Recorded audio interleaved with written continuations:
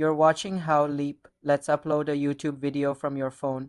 Open the YouTube app and tap the plus icon at the bottom center. Select Upload a video. Choose the video file from your phone's gallery.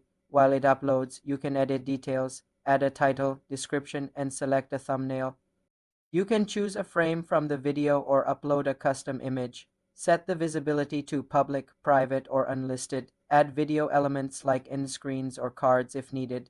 Tap next to add it to a playlist or set it for kids. Finally, tap Upload in the top right corner. The video will process and publish. You can monitor the progress in your YouTube studio. For more simple computer tutorials, subscribe to the channel.